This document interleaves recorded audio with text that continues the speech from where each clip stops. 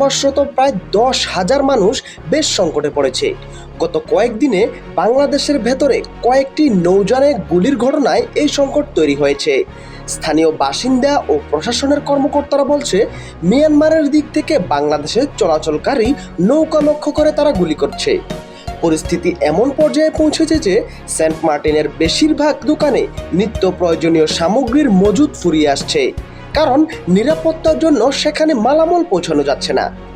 মিয়ানমারের দিক থেকে গুলির আতঙ্কে টেকনাফ ও সেন্ট মার্টিনের মধ্যে নৌ চলাচল প্রায় বন্ধ হয়ে গেছে।